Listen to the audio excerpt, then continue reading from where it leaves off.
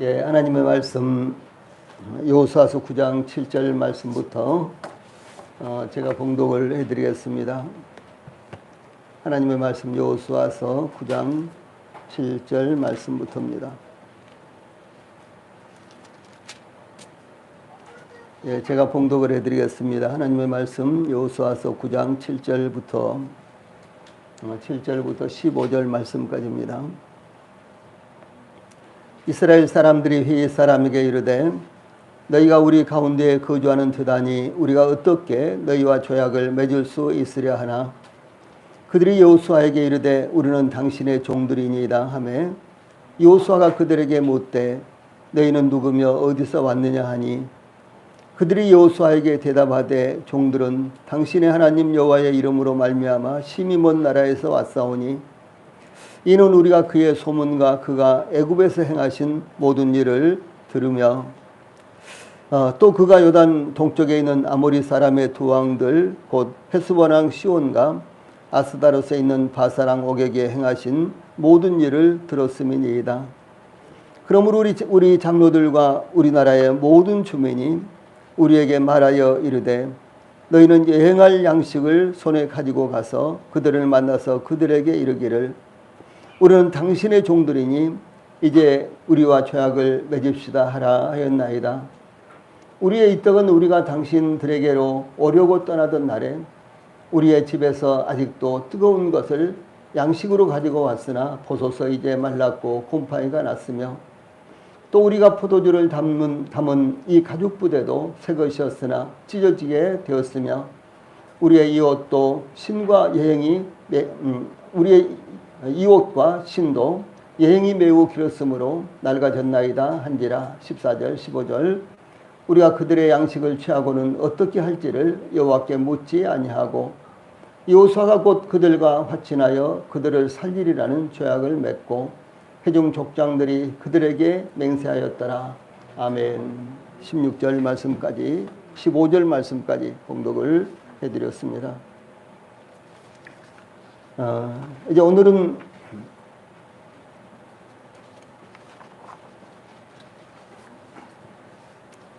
여호수아서 9장 7절로 15절 말씀을 통해서 하나님께 묻지 않고 이런 주제로 말씀을 전해드리겠습니다.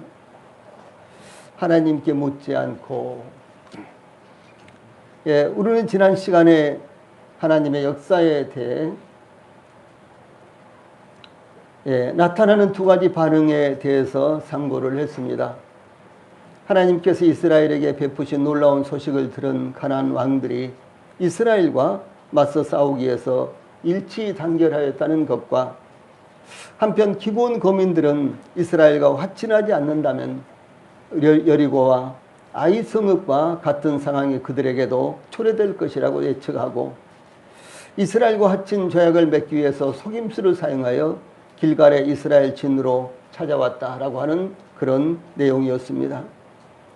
우리는 이와 같은 말씀을 통해서 인류의 초기나 지금이나 동일하게 하나님의 말씀에 대한 두 가지의 반응이 나타나고 있다는 것을 우리가 알 수가 있습니다. 그러면 그 무엇보다도 하나님의 말씀에 대한 우리의 반응은 어떻게 나타나야 되겠습니까? 이것이 참 중요한 것이죠. 성경에서 말씀하고 있는 것은 바로 이것을 저희들에게 적용시키고 교훈하시기 위해서 기록한 것입니다.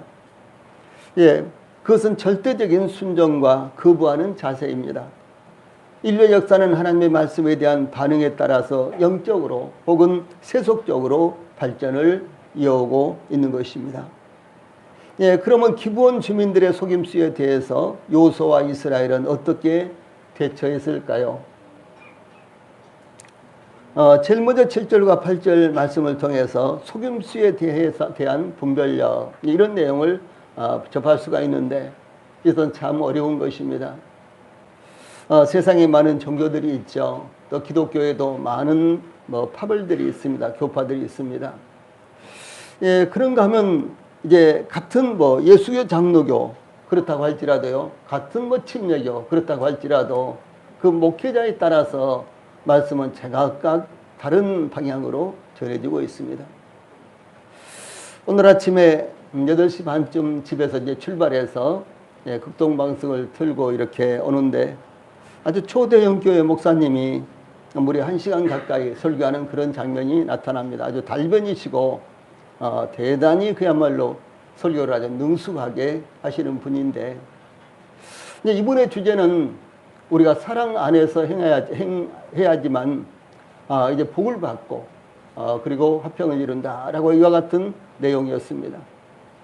그래서 계속해서 사랑을 해야 된다. 사랑 안에 거해야 된다. 사랑을 나타내야 된다. 이런 말씀을 설교 전체에서 계속해서 수도 없이 반복해서 했는데요.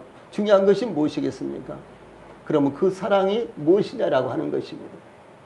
우리가 품어야 될 사랑, 우리가 나타내야 될 사랑, 그 사랑이 무엇이냐라고 하는 것입니다. 그 핵심이 빠져버렸어요. 그 핵심이 빠져버리면 예를 들어서 종교가 없는 사람들이 서로 사랑하는 것이나 기독교인들이 사랑하는 것이나 혹은 다른 종교를 갖고 있는 사람들이 사랑하는 것이나 이것은 무엇이겠습니까? 동정심을 가져라, 도와주라, 악의를 품지 말고 서로 선대해라, 이런 내용 아니겠습니까? 이것은 사회에서도 얼마든지 우리가 접할 수 있는 내용이고 그렇죠. 모든 종교가 거의 대부분 다요 추구하는 이와 같은 내용입니다. 그럼 무엇이겠습니까? 여기 핵심이 무엇인 거는 그러면 그 사랑이 무엇인가? 그것은 하나님께서 주 예수님의 십자가를 통해서 저희들에게 나타내신 바로 그 사랑입니다. 그 사랑을 저희들이 입었을 때 우리가 하나님께서 원하시는 사랑을 할 수 있다라고 하는 것입니다. 이 사랑의 질적인 측면이 완전히 다르다라고 하는 사실입니다. 그래서 우리 성도들도 이런 말씀들을 요즘은 케이블 TV라든가 등등 인터넷 방송이라든가 수도 없이 나오죠. 이런 방송들, 이런 매체들을 통해서 혹은 이런 강단의 설교들을 통해서 흘러나온 메시지가 이 메시지에 대한 바른 분별력을 가져야 된다라고 하는 사실이죠. 이것을 분별하지 못하면 그거나 같다라고 하는 사실, 이렇게 들리고요. 그렇게 분별이 될 수밖에 없다. 이것이 얼마나 안타까운 일이 되겠습니까? 요수아와 이스라엘 사람들이 히윗 사람에게 너희가 우리 가운데 거주하는 듯하니 여기 히윗 사람에게 그렇게 나왔어요. 이제 이것을 이제 기브온 사람들이죠. 그런데 이 성경에서 히윗 사람들에게 이렇게 처음으로 언급이 됩니다. 거주하는 듯하니 우리가 어떻게 너희와 죄악을 맺을 수 있으랴 이렇게 물었습니다. 여기 나온 히윗 사람은 기브온 주민이 히윗 족속의 일부라는 것을 의미합니다. 한편 기브온 주민에 대해서 기브온 사람은 이스라엘 족속이 아니요 아모리 사람 중에서 남은 자라 이스라엘 족속들이 전에 저희에게 맹세하였거늘하고 이 기브온 족속들이 여기서는 이 사무엘하 21장 2절에서는 아모리 사람으로 또 표현이 되어 있는 거예요. 기브온 족속이 여기서는 히윗 족속으로 나와 있고 사무엘하 21장 2절에서는 아모리 사람으로 이렇게 되어 있다는 것이죠. 여기서 아모리 사람이라고 이 기브온 족속을 이렇게 부른 말씀이 나오는데 이것은 이 가나안 땅에 거주하는 이방 민족을 통칭하여 아모리 족속이라고 부른 데서 연유한 것입니다. 가나안 땅에는 대표적으로 7족속이 있었죠. 그 7족속을 부른 첫 번째 호칭은요. 전체를 부르는 첫 번째 호칭은 가나안 족속 혹은 가나안 사람 이렇게 부르죠. 또 다른 호칭이 있는데 그것은 아모리 사람들 이렇게 부른다는 것이죠. 그런데 중요한 것은 이스라엘을 찾아온 기브온 주민들을 히위 족속이라고 혹은 아모리 족속이라고요 의심하는 이스라엘 백성은 한 사람도 없었다라고 하는 것이 큰 문제가 되는 것이었습니다. 이 여호수아 이스라엘은 기브온 주민들의 행색을 볼 때 그들의 말처럼 먼 나라에서 온 것처럼 여겨지지 않았던 것입니다. 어딘가 미심쩍은 부분이 있었습니다. 헤어진 전대나 헤어지고 찢겨져서 기운 가죽 부대나 포도주 부대나 낡아서 기운 신발과 낡은 옷이나 곰팡이가 난 떡은 그럴듯하지만 과연 이들이 멀리서 왔을까 하는 것은 믿어지지 않았다라고 하는 것이죠. 이스라엘 백성들은 그들에게 속을 수 있다고 생각을 했습니다. 그들이 먼 나라에서 온 것이 아니라 인근에서 온 사람들일 수도 있다는 생각이 들었던 것입니다. 예, 그러므로 이스라엘 사람들은 7절에 너희가 우리 가운데 거주하는 듯하니 우리가 어떻게 너희와 죄악을 맺을 수 있으랴. 이렇게요. 그들이 왜 이스라엘과 죄악을 맺으려고 하는지에 대해서 심각하게 우려하고 있었던 것입니다. 여호수아가 너희가 우리 가운데 거주하는 듯하니라고 말하는 것은 그들에 대한 어느 정도의 의심이 들었다라고 하는 것입니다. 그들이 먼 나라에서 여호와의 명성을 듣고 왔다는데 어떻게 그들에게까지 여호와의 명성이 알려졌을까? 이것은 놀라운 일이었으며 합리적인 의심이었습니다. 그런데도 불구하고 여호수아와 이스라엘 백성들은 그들이 휘 족속들 중에 일부라고는 생각하지 않았던 것입니다. 그들의 이장술에 깜박 속은 것이었습니다. 그러므로 사도 바울의 이것은 이상한 일이 아니니라 사탄도 자기를 광명의 천사로 가장하나니 그러므로 사탄의 일꾼들도 자기를 의의 일꾼으로 가장하는 것이 또한 대단한 일이 아니라 라고 이렇게 가르쳤는데요. 그 가르침을 귀한 교훈으로 우리가 삼아야 되는 것입니다. 성경 말씀을 인용을 해서 설교를 하고 교훈을 전한다고 해서 그것이 다 하나님의 말씀을 전하는 것은 아니라는 것이죠. 제가 볼 때 가장 성경 공부를 열심히 하는 데는 여호와의 증인과 신천지예요. 예, 신천지에서는 공부방에 잘못 발을 들여놓으면 얼마나 그야말로 억세게 공부를 시킵니까? 그래서 무료 성경 신학원 이와 같은 것들로부터 한 10여 년 전에 시작을 했어요. 신천지가요.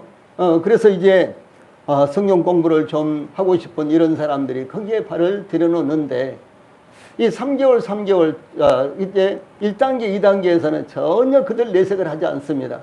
그 다음에 2단계가 지난 다음에, 그러니까 6개월이 지난 다음에는요, 이제 또 먹여주면 그냥 그것이 약이라 그러면 약이고 밥이라 그러면 밥이고 국이라 그러면 국이라고 이렇게 생각을 하고 받아먹을 정도 되면 그때야 이제 요한계시록 강의를 시작하는데 그야말로 자기들을 정당화하기 위한 이와 같은 요한계시록을 강의를 합니다. 이제 그렇게 되면 거기에서는 절대로 빠져나오지 못하죠. 거짓말을 시키면 거짓말을 하고 집을 나오라 그러면 집을 나오고 재산을 팔으라 그러면 팔고 이렇게 되는 것이 아니겠어요. 예. 이런 이제 세상에 이제 이런 것들이 많이 있으니까 참 조심을 해야 된다라고 하는 것을 여기서 볼 수가 있는 것입니다. 예, 그래서 그런데도 불구하고 여호수아와 이스라엘 백성들은 그들이 휘 족속이라고 전혀 생각지 않았다는 것입니다. 그들의 이장술에 그야말로 깜박 속은 것입니다. 예, 그러므로 사도 바울이 광명의 천사로 가장하는 사탄도 있다라고 이렇게 말씀을 하고 있는 것입니다. 예, 그러자 기본에서 온 사신들은 우리는 당신의 종들입니다 라고 8절에요. 이렇게 이제 대답을 합니다. 그들은 스스로를 9절에서는 종들, 여기 8절에서는 당신의 종들이라고 했죠. 그런데 9절에서 또 종들, 그리고 11절과 24절에도 당신들의 종들이라고 거듭 이렇게 해요. 우리는 당신의 종들입니다. 이렇게 하면서요. 4번이나 반복해서 이렇게 언급하고 있다는 것이죠.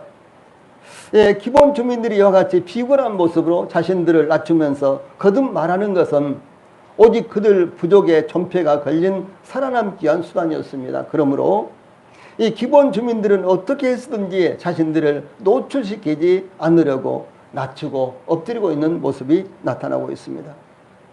그렇게 겸손하게 엎드리며 동정을 구할 때 상대방을 정확하게 볼 수 있는 눈보다도 감정이 앞서게 되는 것입니다. 이들이 이렇게까지 하는데 그렇게 생각이 들면요, 그것은 사실을 보는 것이 아니라 나타나는 것을 감정으로만 보게 된다라고 하는 것이죠.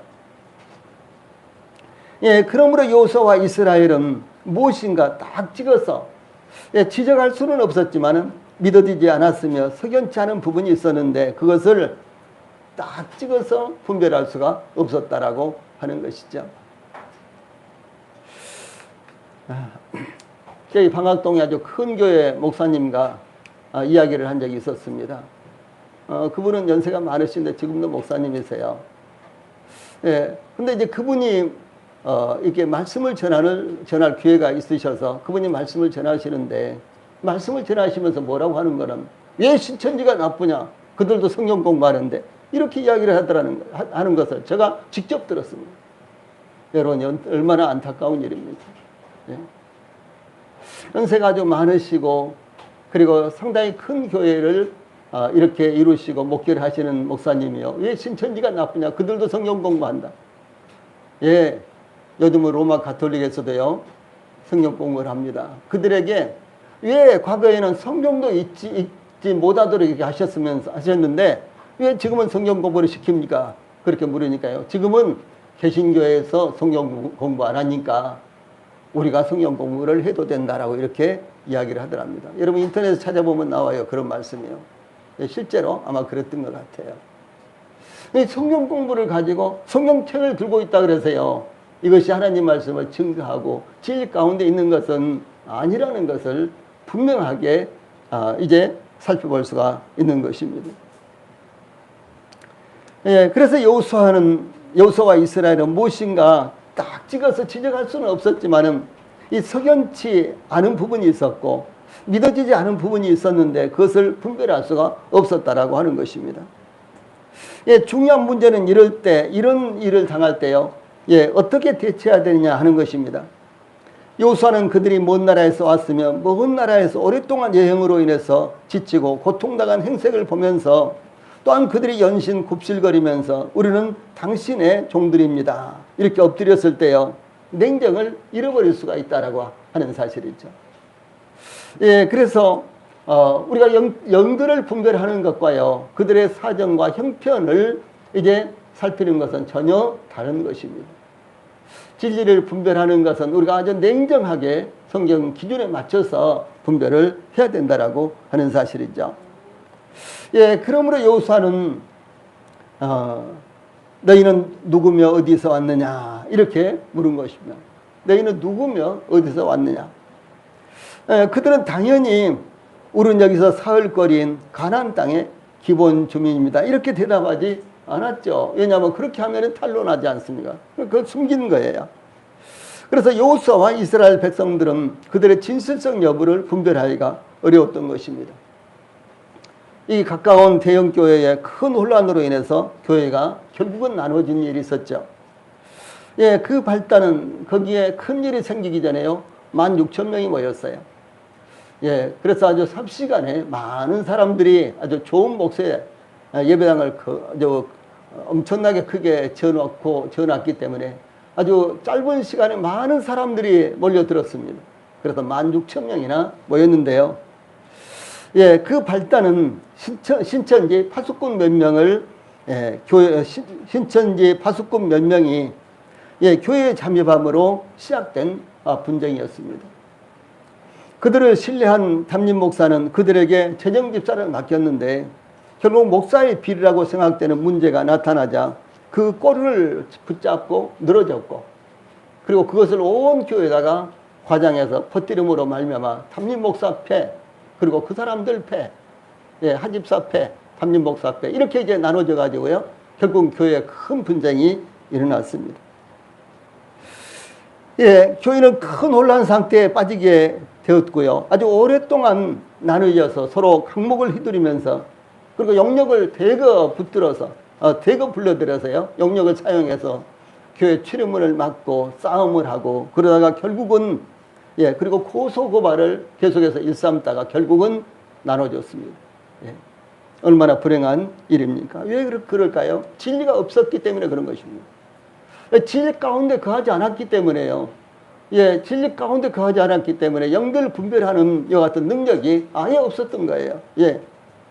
교회 와서 충성하고 봉사하면은 다 이제 성도라고 이렇게 착각했기 때문에 그런 결과가 일어나는 것입니다.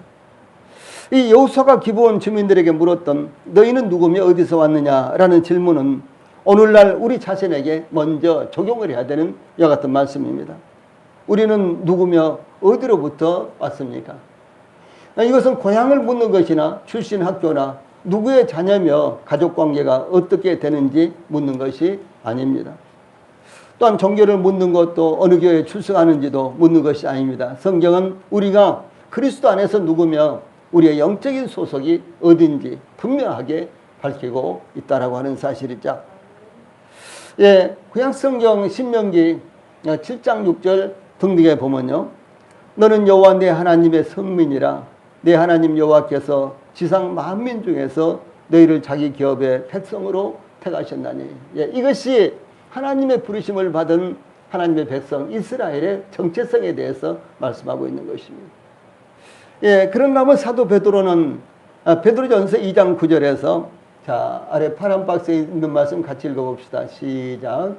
그러나 너희는 택하신 족속이요 왕같은 제사장들이요 거룩한 나라요 그의 소유가 된 백성이니 이는 너희를 어두운 데서 불러내어 그의 귀한 빛에 들어가게 하신 이의 아름다운 덕을 선포하게 하려 하심이라. 이렇게 증가하고 있습니다. 예, 이 말씀은, 이 두 말씀은요, 예, 우리의 정체성이 무엇인가, 우리의 신분이 무엇인가 라는 것에 대해서 증거를 말씀하고 있는 것입니다. 예, 두 번째 9절로 10절에서는요, 이 기브온 주민들의 위장술이 나타나고 있습니다. 여호수아가 기브온 주민들이 보낸 사신들을 향해서 너희는 누구며 어디서 왔느냐 이렇게 물었을 때요, 그들은 9절로 10절에서 종들은 당신의 하나님 여호와의 이름으로 말미암아 심히 먼 나라에서 왔사오니 이는 우리가 그의 소문과 그가 애굽에서 행하신 모든 일을 들으며 또 그가 요단 동쪽에 있는 아모리 사람의 두 왕들 곧 헤스본 왕 시온과 아스다롯에 있는 바산 왕 옥에게 행하신 모든 일을 들었음이니라. 이렇게 대답을 합니다. 이 종들은 당신 하나님 여호와의 이름으로 말미암아, 이 말씀은요, 하나님께서 이스라엘을 위해서 베푸신 기적들로 인해서 그 소식을 듣고 이스라엘을 찾아왔다라고 하는 것입니다. 또 먼 나라에서 왔사오니 그랬는데 이것은 구체적으로 먼 나라가 어떤 나라인지 밝히지를 않습니다. 단지 먼 나라라고 이렇게 반복해서 말합니다. 또한 이는 우리가 그의 소문과 그가 애굽에서 행하신 모든 일을 들으며, 이것은요, 하나님께서 모세를 통해서 애굽에서 10가지 재앙을 내리심으로 애굽 왕 바로가 이스라엘을 보낼 수밖에 없었던 것을 의미합니다. 또 10절에 또 그가 요단 동쪽에 있는 아모리 사람의 두 왕들 곧 헤스본 왕 시온과 아스다롯에 있는 바산 왕 옥에게 행하신 모든 일을 들었으며, 이 말씀은 최근에 일어난 여리고와 아이 성읍의 공격에 대해서는 1절 언급하지 않으면서 이스라엘 백성들이 요단강을 건너기 전에 요단 동편에서 이제 무찔렀던 두 민족에 대해서만 언급을 하고 있는 것입니다. 예, 그러므로 요단강을 건너기 전에 이스라엘이 진멸시킨 두 민족에 대한 것으로서 이 가장 최근에 일어난 이야기는 언급하지 않는 지혜를 그들이 사용하면서요, 그것을 모른 척 했다고 하는 사실이죠. 왜 그랬을까요? 오래전에 있었던 일들만 언급함으로 그들이 멀리서 왔다는 것을 은연중에 강조하고 있었던 것입니다. 예, 기본 주민들이 보낸 이 사신들은 여호수아의 질문에 대해서 직접적인 대답은 회피하고요, 이 막연히 먼 곳에서 왔다고만 대답하므로 그들의 정체가 탄로날지도 모르는 순간적인 위기에서 벗어나려고 기지를 발휘하고 있는 것입니다. 그러나 여호수아와 이스라엘은 기본 족속의 이 기본 주민의 속임수에 대해서 정확하고 세밀하게 점검해 볼 만한 차분함을 갖고 있지 못했습니다. 왜 그랬을까요? 또한 기본 주민들도 여호수아와 이스라엘을 속이기 위해서 더욱 철저하게 준비하지도 못했습니다. 사실은 기본 족속의 행색과 기본 족속들이 말하는 것을 자세히 살펴보면 아주 엉성한 부분이 너무너무 많았습니다. 이스라엘 백성 여호수아와 이스라엘 백성들도 차분하게 아주 냉정하게 그들을 점검해 보지 못했을 뿐만 아니라 그들이 하고 있는 행색이라든가 그들이 와서 말하는 것도요, 아주 엉성한 부분이 너무 많이 있었다는 것이죠. 기본 주민들이 먼 나라에서 이스라엘과 화친하기 위해서 이 파견한 사절단이었다면 그들을 공양할 종들을 대동하여 때를 따라서 음식을 준비했을 것입니다. 그 당시에 먼 길을 여행하는데 이 사절단들이 틀림없이 정부의 고위 관료들이었을 거예요. 고관들이었을 것입니다. 그러면 이들이 움직일 때는 그들 몇 사람이 단지 그 먼 길을 이렇게 여행할 수 있다는 것은 그건 도저히 불가능한 일이었습니다. 당연히 그들을 인솔할 군대와 또 그들을 공양할 이와 같은 이제 하인들을 대동해서 때를 따라서 그들에게 음식을 만들어서 제공했을 것이고, 그렇죠. 예, 그런데 그들 몇 명만 달랑 와가지고 헌 옷을 보이고 낡은 모든 것들을 보여주면서 우리는 먼 나라에서 왔다고 하는 것은 아주 정말 엉성한 이와 같은 것이었습니다. 또한 그들은 이 곰팡이가 부패한 음식만을 갖고 있었는데 그것은 어디서든지 구할 수 있는 것들이었습니다. 또한 기본 주민이 보낸 사절단이 여호수아를 만나기 위해서라면 헤어지고 냄새나는 더러운 여행복이 아니라 회담할 때 입을 옷을 틀림없이 그들은 준비하고 있었을 것입니다. 예, 그런데 그들은 헤어지고 낡은 옷을 입고 여호수아와 이스라엘을 찾아와서 그들의 헤어진 옷이 그들이 먼 나라에서 오느라고 그동안 헤어진 증거라고 말을 했던 것입니다. 그러면 여기 이스라엘 백성들은요, 차분하게 그들을 점검해 볼 만한 이와 같은 마음의 여유를 갖지 못했다. 왜? 연신 굽으리면서 우리는 당신의 종들입니다라고 여기 종들이라는 말을 4번이나 사용하고 있어요. 이스라엘 백성들은 무엇입니까? 그들이 전쟁을 하지 않아도 그야말로 많은 사람들이 자기들에게 굴복하고요, 이제 이렇게 들어오는 것을 그런 것만 생각을 한 것입니다. 또한 기본 주민들이 보낸 사절단은 여호수아에게 당신의 하나님 여호와의 이름으로라고요, 하나님께서 이스라엘을 위해서 행하신 소식을 듣고 찾아오게 되었다고 이렇게 말하고 있습니다. 우리 그리스도인들이 가장 속기에 쉬운 것은 하나님의 이름을 들먹이며 교회를 들먹일 때입니다. 특히 우리 교회는 이 코로나19가 발생하기 전까지요, 참 전도를 아주 많이 했습니다. 우리 성도님들이 참 수고를 많이 했습니다. 그래서 혹시 누가 교제가 되면은, 개인 교제가 된다면은, 혹시 누군가가 이렇게 좀 관심을 가진다면은 우리 성도들이 수도 없이 전화도 하고 또 밥도 사주고 많이 이렇게 했죠. 그래서 그것을 이용한 사람들도 참 많이 있었습니다. 그리스도인들이 가장 속기 쉬운 것은 하나님의 이름을 들먹이며 교회를 들먹일 때인 것입니다. 저는 우리 교회 근처로 이사를 왔다는 분들에게 여러 차례 많이 속았습니다. 이사를 왔는데 지갑을 잃어버려서, 이사를 왔는데 이삿짐이 아직 도착을 하지 않아서, 이사를 왔는데 교회를 찾다가 등등 신앙적인 용어를 사용하는 이들에게 아주 여러 차례 속고 또 속았습니다. 이삿짐에다가 지갑을 놔둬가지고 이삿짐이 아직 안 와서 점심때가 지나가는데 점심을 빨리 먹여야 되겠는데 돈이 없다고 와서 손을 벌리는 분들도 한 2분 있었고요. 저기 수원 어디에 또 그쪽에서 이사를 왔는데 이번 주부터 교회를 나오려고 하는데 지갑을 잃어버렸다고 하면 점심값을 좀 달라고 하는 사람들. 그야말로 별별 이와 같은 사람들이 수도 없이 교회의 이름을 들먹이면서요, 하나님의 이름을 들먹이면서 이렇게 찾아올 때 그냥 와서 정말로 배가 고파서 밥을 좀 먹고 싶으니까 점심값 좀 주십시오, 라면이라도 하나 주십시오. 그러면은 저희들이 기꺼이 드렸죠. 우리 집사님들 가운데는 제가 우려할 정도로 돈을 드린 분도 있어요. 그렇게까지 하지 않아도 되는데 왜 돈을 그렇게 많이 주면은 또 틀림없이 다음 주에는 다른 사람들이 오는데, 왜냐하면 그들이 다 이렇게 그야말로 네트워크가 돼 있는 것처럼요, 이제 어떤 교회는 가면 돈을 주고 어떤 교회 가면은 돈을 안 주고 다 이렇게 알려져 있습니다. 돈을 준다 그러면 그 다음 주도 올 수가 없으니까 그 다음 주는 다른 사람들 보내는 거예요. 서로 정보를 교환해 가지고요. 그런 일들이 참 얼마나 많았습니까? 그래서 이 교회를 찾는다는 등등요, 신앙적인 용어를 사용하는 이들에게 우리는 여러 차례 속고 또 속았습니다. 마귀도 주 예수님을 시험할 때 마태복음 4장 3절로 6절 말씀 보면, 3절과 6절 말씀 보면은 내가 만일 하나님의 아들이거든 명하여 이 돌들로 떡다리가 되게 하라. 내가 만일 하나님의 아들이거든 뛰어내리라, 이렇게 요청했습니다. 여기 우리말로는 내가 만일 하나님의 아들이거든 이렇게 번역을 했는데 원어에서는 내가 하나님의 아들이니까 이렇게 하라고 이렇게 요구를 합니다. 이거 마귀가 하는 짓이에요.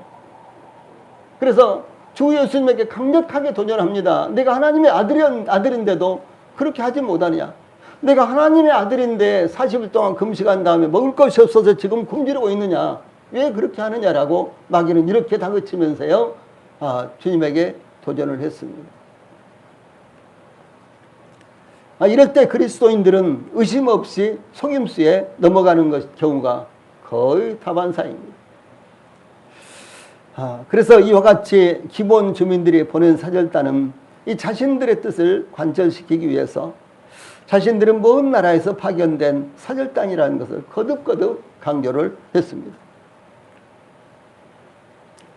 여기 11절로 13절 말씀 같이 읽어봅시다. 위에 있는 말씀 시작. 그러므로 우리 장로들과 우리나라의 모든 주민이 우리에게 말하여 이르되 너희는 여행할 양식을 손에 가지고 가서 그들을 만나서 그들에게 이르기를 우리는 당신들의 종들이니 이제 우리와 조약을 맺읍시다 하라 하였나이다. 우리의 이 떡은 우리가 당신들에게로 오려고 떠나던 날에 우리들의 집에서 아직도 뜨거운 것을 양식으로 가지고 왔으나 보소서 이제 말랐고 곰팡이가 났으며 또 우리가 포도주를 닮은 이 가죽 부대도 새 것이었으나 찢어지게 되었으며 우리의 이 옷과 신도 여행이 매우 길었으므로 낡아졌나이다 한지라. 예. 그들이 한 부족 국가의 사절단이었다면요, 단지 그들만을 보내지 않았다는 것입니다. 틀림없이 여기서 그들까지 이스라엘이 머무는 곳까지 찾아가려면 먼 길이고 오랜 시간이 걸릴 텐데, 그러면 거기까지 가는 동안 그들의 양식이 곰팡이가 슬고 말라서 먹지 못하게 될 것을 뻔히 알면서도 그것을 손에 쥐어주면서 갔다 오라고 그랬겠어요. 한 나라를 상대하는 사절단이 간다면은요, 최소한도 아주 고위직들을 선발해서 보냈을 것입니다. 그러면 많은 종들을 대동했을 것이고 많은 양식을 가지고 갔을 것이고 새로운 옷을 많이 준비해 가지고 갈아입을 수 있도록 이렇게 했을 것인데요. 그런데 이들이 이렇게 제시한 것은 사실은 흠투성이의 이와 같은 이야기였다라고 할 수가 있는 것입니다. 그래서 이와 같이 기본 주민이 보낸 사신들은 사실이라는 것을 관철시키기 위해서 더욱 극적으로 설명을 하고 있는 것입니다. 그들은 증거물을 보여주면서 열변을 토했습니다.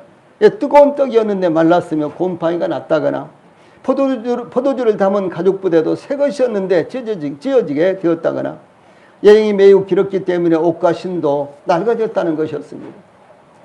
기본 주민이 파견한 사절단의 행색은 외면적으로는 그럴듯했습니다. 깊은 생각을 갖지 않고 그냥 겉으로만 보기는 틀림없이 그런 것 같았습니다. 기본 주민들의 모습을 보면서 어딘가 의심스러웠지만 요사와 이스라엘 중에서 그들이 휘 족속 중에 일부인 기본 족속이라고 생각한 사람은 아마도 없었다라고 하는 것이죠. 기본 사절단은 우리는 당신들의 종들이니 이제 우리와 조약을 맺읍시다. 11절에 이렇게 제의를 합니다. 그들이 이스라엘이 점령하려고 하는 땅에서 먼 나라에서 온 자들이라면은 이스라엘로서는 참 좋은 조건이었습니다. 싸우지 않고도 큰 나라를 종으로 얻을 수 있으니, 친구로도 얻는 것이 아니라 종으로도 얻을 수 있으니 이것이 얼마나 그야말로 기회가 되는 것입니다. 만약 조약을 맺지 않는다면 잠재적으로 언젠가는 전쟁을 해야 될 대상이었는데, 조약을 맺자고 전평화조약을 맺자고 하니까 이것이 얼마나 이스라엘에게도 참 좋은 일입니다. 그래서 이스라엘이 그야말로 혹하고 받아들일 만한 이와 같은 조건이 되었다라고 하는 것이죠. 아람의 이 베나닷이 그의 수하에 있는 32명의 왕들을 대동하고 군사를 동원해서 이 아합이 다스리는 북왕국 이스라엘의 사마리아를 포위를 했습니다. 군사력으로 봤을 때 북왕국은 멸망할 수밖에 없는 아주 위급한 상황이었습니다. 아람이 공격을 해올 때 한 선지자가 아합 왕에게 열왕기상 20장 13절에 보면 여호와의 말씀이 내가 이 큰 무리를 보느냐 내가 오늘 그들을 내 손에 넘기리니 너는 내가 여호와인 줄을 알리라 하셨나이다. 이렇게 이제 말씀을 전합니다. 이스라엘은 하나님께서 말씀하신 대로 아람과의 전쟁에서 대승리를 했고요. 아람은 패배해서 도망을 돌아갔는데 1년 뒤에 또다시 군사를 이끌고 또 쳐들어왔습니다. 이 아람 왕은 이스라엘의 하나님, 그 하나님은 이 산의 신이니까 이 산에서 싸워서 패배했지만 만약 평지에서 싸우면 반드시 이기라고 생각해서 이 전쟁터를요, 평지의 성을 공격하는 것으로 삼았습니다. 그때 하나님의 사람을 통해서 하나님께서요, 열왕기상 20장 28절에 여호와는 산의 신이요 골짜기의 신은 아니라 하는도다. 그러므로 내가 이 큰 군대를 다 내 손에 넘기리니 너희는 내가 여호와인 줄을 알리라 하셨나이다. 이렇게 말씀하신 대로 이스라엘이 이번에도 아람을 물리쳤습니다. 그런데 그 전쟁에서 아람 왕 베나닷이 붙잡히게 되자 그는 굵은 배로 허리를 묶고 굴복과 참회의 표시인 테두리를 머리에 이고, 이 테두리는 올가미를 목에다 딱 걸고 그런 말입니다. 그 무엇입니까? 올가미를 당기기만 하면 자기는 죽는다. 그래 모든 자기의 목숨이 이스라엘에 달려있다라고 이렇게 표현을 한 것입니다. 그래서 이 테두리를 이 목에다 걸고요. 이렇게 이제 이 목에다 걸고 이스라엘 왕에게 나와서 왕의 종 베나닷이 청하기를 내 생명을 살려주옵소서 이렇게 요청을 합니다. 그때 이스라엘 왕 아합이 말하기를 그가 아직도 살아있느냐, 그는 내 형제이니라 라고 응답함으로 살려주고 말았습니다. 그는 원수였어요. 철천지 원수였습니다. 그런데 이제 자기가 그들을 2번이나 무찔렀다라는 것 때문에요, 교만해져서 그가 아직도 살아있어, 그는 내 형제야 그러면서 대우를 잘하고 살려줬다라고 하는 것이죠. 예, 그때 선지자가 이스라엘 왕 아합에게 여호와의 말씀이 내가 멸하기로 작정한 사람을 내 손으로 놓았은즉 내 목숨은 그의 목숨을 대신하고 내 백성은 그의 백성을 대신하라 이렇게 하나님의 말씀을 전했는데 그대로 이루어졌습니다. 예, 그래서 결국은 이스라엘 왕 아합이 이 아람의 제3차 침략에 목숨을 잃고 말았습니다. 무엇을 말합니까? 이 화친할 때가 아니었는데, 하나님이 그들에게 화친하라고 한 것이 아니었는데 화친을 했다라고 하는 것이죠. 그래서 이 기본이 먼 나라였으며 이스라엘과 하등의 전쟁할 관계도 아니었다면 이스라엘에게 기브온은 덩굴채 굴러온 호박과 같은 것이었습니다. 그러나 기브온은 장래에 이스라엘의 허리에 가시와 같은 존재가 결국은 되고 만 것입니다. 다음에 11절로 15절에서는 눈으로 보는 것의 한계가 나타나고 있습니다. 이 여호수아와 이스라엘이 기브온 족속의 행색과 그들의 말을 듣자 수긍하고 받아들이기로 결정을 했습니다. 여기에서 여호수아와 이스라엘의 결정적인 실수가 나타나는데, 자, 여기 위의 말씀 같이 읽어봅시다. 시작. 무리가 그들의 양식을 취하고는 어떻게 할지를 여호와께 묻지 아니하고 여호수아가 곧 그들과 화친하여 그들을 살리라는 조약을 맺고 회중 족장들이 그들에게 맹세하였더라. 이렇게 증가하고 있습니다. 이 본문 말씀에서 핵심이 어떤 것인가는 어떻게 할지를 여호와께 묻지 아니하고 14절에 있는 말씀입니다. 어떻게 할지를 여호와께 묻지 아니하고 그들과 화친 조약을 맺어버렸다라고 하는 것이죠. 여호수아 이스라엘의 기본 주민들이 보낸 이 사신들을 접할 때 미심적인 부분들이 많이 있었습니다. 수긍이 가지 않은 점들이 많이 있었습니다. 예, 이럴 때 어떻게 해야 될까요? 인간의 판단과 지식은 언제나 불완전한 것입니다. 그러므로 자신들의 판단과 지식에 의존하지 말고 하나님께 기도해야 하는 것입니다. 그들이 판단을 내리기 전에 하나님께 물어야 하는 것이었습니다. 그들에게는 대제사장 비느하스가 있었고요. 예, 그의 대제사장 비느하스가 입은 대제사장의 의복 에봇에는 흉패가 있었습니다. 그리고 흉패 안에는 우림과 tum붐이 있었습니다. 대제사장이 입은요, 이 에봇은 이렇게 이제 어깨띠가 있고요. 그리고 이제 조끼처럼 이렇게 생긴 것이었죠. 그래서 이 어깨에는 견대라는 것이 있고요. 그 다음에 이 가슴에는 흉패라는 것이 딱 있었는데, 흉패라는 것에는요, 12개의 보석이 박혀져서 12개의 보석이 박혔는데 그 보석에는 이스라엘 12지파의 이름이 새겨져 있습니다. 그런데 이 흉패는 어떻게 생겼는 거는 주머니처럼 생겼어요. 이렇게요. 뭘 넣을 수 있는 주머니처럼 생겼습니다. 그런데 이 주머니처럼 생긴 이곳에다가 우림과 둠빔이라는 두 가지 돌멩이를, 보석을 이 속에다 집어넣는 것입니다. 예. 하나는 까만 보석이고 하나는 하얀 보석이라고 그래요. 근데 성경에 그렇게 나오지는 않습니다. 그런데 일반적으로 그렇게 전해지고 있습니다. 그래서 이 까만 보석 하나, 하얀 보석 하나, 이 두 가지 보석을 이 우림과 이 흉패 속에다가 넣고요. 하나님, 이제 다윗의 경우 보면요. 이 다윗이 시글락을 이제 아말렉이 침노했을 때 하나님 앞에 묻습니다. 하나님, 그들을 따라갈까요? 그들을 추격해 갈까요? 말까요? 그래서 그것을 끊어놓고 보니까 지금 추격해라. 하나님, 그들을 그러면 추격한다면 그들을 잡을 수 있을까요? 또 묻고 이렇게 우림과 둠빔을 사용해서 보니까 그들을 잡을 수 있다. 이렇게 하나님께서 말씀하신 거예요. 이렇게 사용했습니다. 예, 그래서 이제 모세 시대에 아론이 대제사장이었죠. 이제 그때부터 이스라엘 백성들은요, 우림과 둠빔을 가지고 마치 점을 치는 것처럼 하나님 앞에 이렇게 질문을 하면요, 하나님께서 대답을 해 주셨습니다. 예, 그래서 이제 그들 가운데 이스라엘에게는요, 그리고 여호수아가 활동하던 그 당시에는 대제사장이 비느하스였습니다. 이 비느하스가 입은 대제사장의 의복에는 이 에봇이 있었고, 에봇에는 흉패가 달려 있었는데 흉패 안에는 우림과 둠빔이 있었다는 것이죠. 예, 그런데 그 이스라엘 백성들은요, 그리고 여호수아와 이스라엘 백성들은 그것도 사용하지를 않았습니다. 예. 예, 그들이 곰팡이 난 양식과 찢어진 포도주 가죽 부대와 헤어진 신발과 옷으로 판단할 문제가 아니라, 예, 그렇죠. 그들이 눈으로 보는 것으로 판단할 문제가 아니라 하나님께 묻는다면 가장 쉽게 문제를 해결할 수가 있었습니다.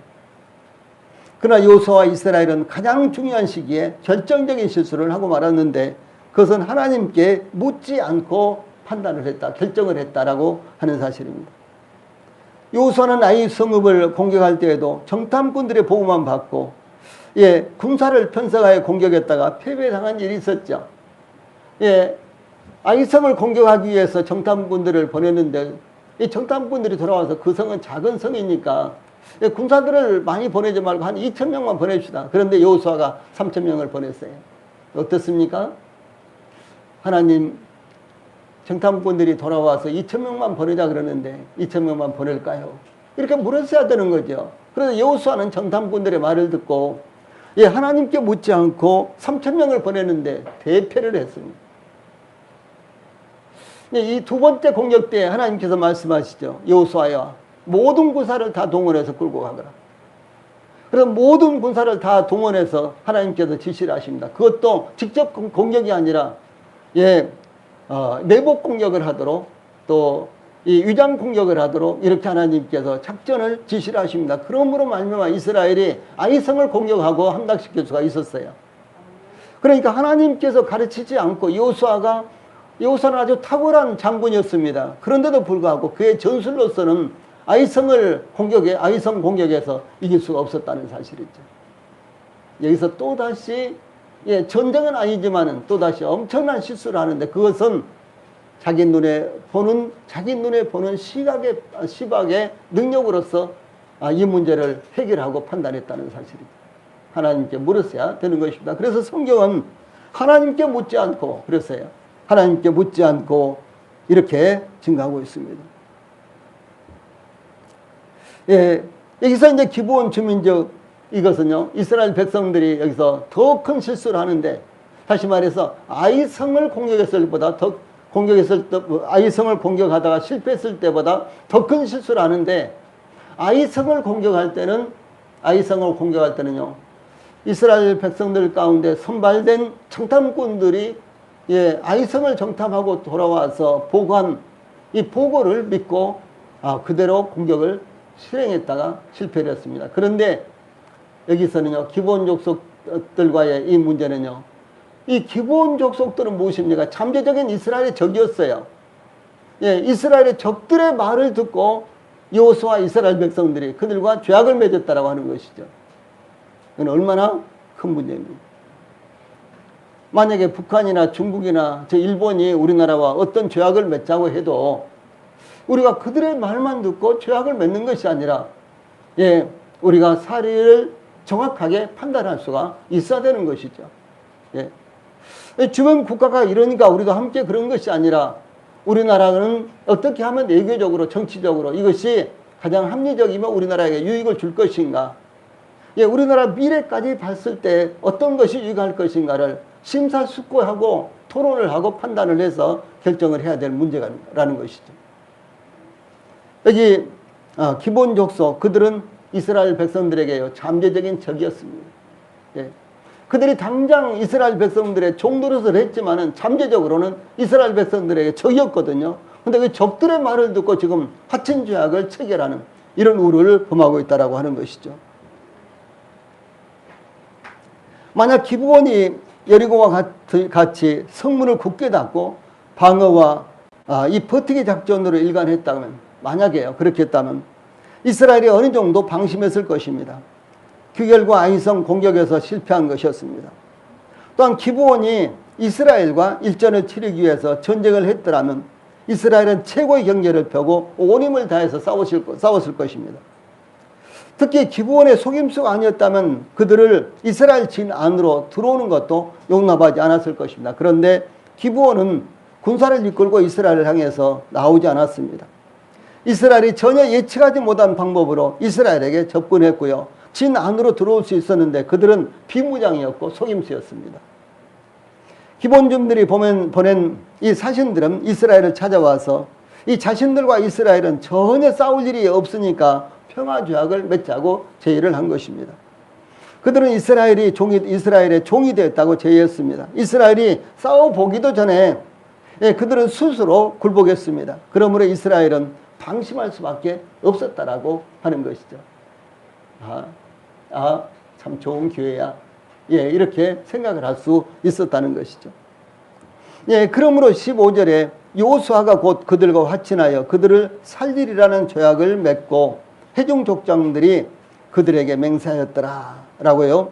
이 사리 판단에 탁월했던 여호수아와 회중의 족장들이 기본 주민들의 사절단의 속임수에 넘어가고 마는 이와 같은 현장이 나타납니다. 이와 같이 사탄은 속임수에 능한 자입니다. 주 예수님께서 사탄에 대해서 저는 처음부터 살인한 자요, 진리가 그 속에 없으므로 진리에 서지 못하고 거짓을 말할 때마다 제 것으로 말하느니. 그러니까 거짓은 사탄으로부터 온 것이에요. 그러므로 그 다음에 말씀하시기를요, 이는 제가 거짓말쟁이요 거짓의 아비가 되었습니다. 이렇게 말씀합니다. 거짓의 원조란 말이에요. 거짓말의 원조. 그것은 사탄으로부터 온 것입니다. 그러므로 사탄의 공개적인 공격보다는 그가 숨겨놓은 덫에 쉽게 걸려들며 공공연한 이 투쟁보다는 죄의 기만성에 넘어가는 것입니다. 예, 참 중요한 거예요. 군사를 이끌고 무기를 가지고 쳐들어오면요, 이쪽에서 단단하게 경계를 하죠. 그런데 전혀 비무장으로, 그리고 처음부터 굽실굽실하고 들어오면요, 이쪽에서도 전혀 경계를 하지 않는 것입니다. 바로 그 방면이에요. 그것을 이용한 것입니다. 이 초대교회는 특권도 없었고 경제력도 없었고 교회 조직도 미미했고요, 성경에 대한 깊고 해박한 지식도 없었습니다. 이 심지어 믿는 자들이 사회에서 그들의 믿음을 겉으로 표현할 수도 없었습니다. 여기저기서 박해로 인해서 수많은 그리스도인들이 검투사와 짐승에 의해서 죽어갔습니다. 그러나 기독교는 예루살렘과 유대와 사마리아와 땅끝까지 전파됐습니다. 기독교가 가장 활발하게 전파되던 시대, 그때가 바로 초대교회였는데요, 그때가 역사상 가장 박해가 심한 시대였다라고 하는 것입니다. 기독교인들에게 갖가지 누명을 씌워서 죽이던 로마 황제의 가족들까지도 예수님을 영접하게 되었어요. 로마 황제는 더 이상 기독교를 탄압할 수만은 없게 되었습니다. 그때 이 콘스탄틴 황제가 서기 313년에 기독교를 공인함으로 기독교는 갑작스럽게 오히려 환대를 받기 시작합니다. 기독교인이 되어야만 중요한 보직을 받을 수 있고요. 군인들은 기독교인이 되어야지만 진급이 될 수 있는 그런 시대가 열렸어요. 기독교인들이 얼마나 대환호를 했겠습니까? 그리고 교회는 그야말로 문이 터질 정도로 문정성시가 일어났습니다. 수도 없이 많은 사람들이 무슨 종교를 믿고 무슨 우상을 숭배하고 그것도 아무런 상관없이 너도 나도 교회로 달려와서요. 서로 간 세례를 받고 침례를 받기에 분주했던 것입니다. 그러자 기독교는 어떻게 변했는거는요. 급속도로 이 세속화되고 정치 권력이 되어버리므로 수많은 거짓 신자들이 교회 안에 홍수처럼 밀려오기 시작한 것입니다. 세례나 침례만 받으면 기독교인이 되었습니다. 기독교는 사회적으로 인정을 받고 기득권을 얻게 된 것입니다. 우리나라도 마찬가지예요. 지금 대통령 부근에는 무속인들, 점쟁이들, 무당들 이런 사람들이 판을 치고 있다 그러잖아요. 그런데 이제 과거 기독교인이 대통령이 됐을 때는 어떻을까요? 기독교인이 대통령이 됐을 때는 우리처럼 작은 교회는 아무런 영향도 없습니다. 지금도 영향도 없고 그 당시도 영향이 없는데 초대형 교회들은요 엄청난 특혜를 입었습니다. 그것이 기독교의 유익이 될까요? 부패를 가져온 거예요, 기독교가. 그것이 기독교의 유익이 될까요? 그것이 국민들로부터요 기독교가 소외당하게 된 결과가 만들어졌습니다.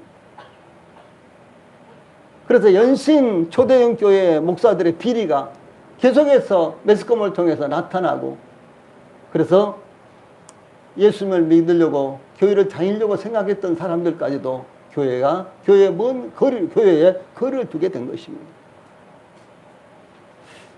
종교는 어디까지나 정치적인 색채를 띠면 안 됩니다.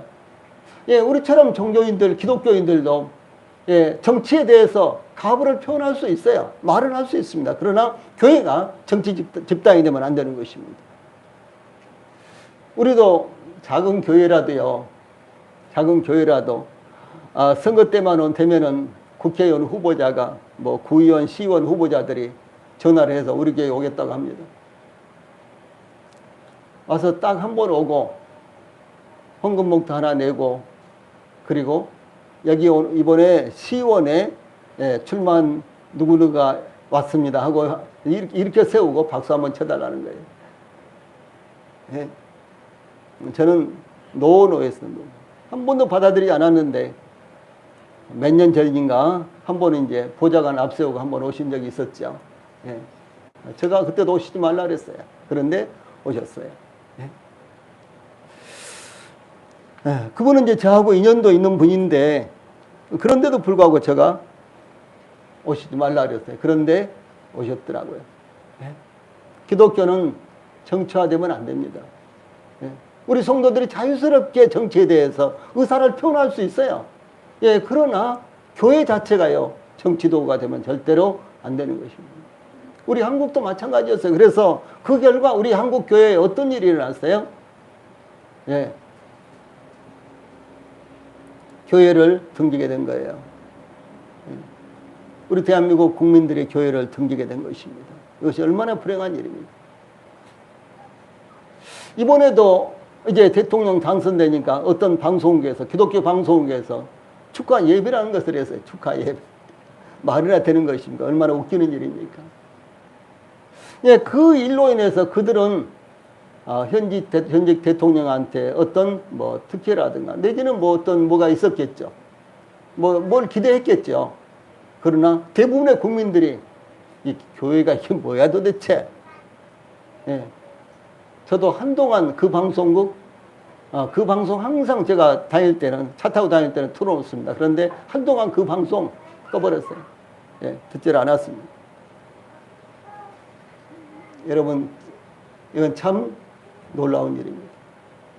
그런데 이제 콘스탄틴 황제에 의해서 기독교가 공인되고 기독교인들이 특혜를 입은 거예요. 교회 안 다니면은 침례를 받고 세례를 받지 않으면은 이 중요한 관직이에요. 관리가 될 수가 없었고, 그 당시에 이제 군인들이 대부분 다 정치를 하고 있었을 때였잖아요. 그런데 군인들이 진급이 안 되는 거예요. 그럼 어떻게 해야 되겠습니까?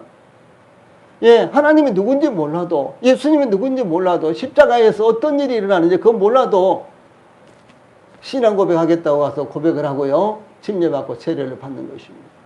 그래야지만 그들이 예, 높은 직위에 올라갈 수 있었고 중요한 관리가 될 수 있었기 때문에 그렇습니다. 그런데 이제 그 결과 교회는 어떻게 됐을까요? 교회는요, 이 사회적으로는 인정을 받고 기득권 이제 세력이 됐고 엄청나게 부흥을 했죠. 그런데 불구하고요, 영적인 세력은, 영적인 영향력은 사라져버립니다. 구원의 복음이 힘을 잃어버렸어요. 구원의 복음이 증거가 안 됐습니다. 그래서 교회에서 어떤 직위에 있느냐, 어떤 교회에서 직분을 얻었느냐가 이제 기독교인을 정의하는 그 같은 방법이 되어버리고 말았습니다. 그래서 영적인 힘을 잃어버렸고요, 영적인 능력을 상실하게 되었습니다. 그러므로 이 사도들은 교회와 성도들을 향해서 다음과 같이 말합니다.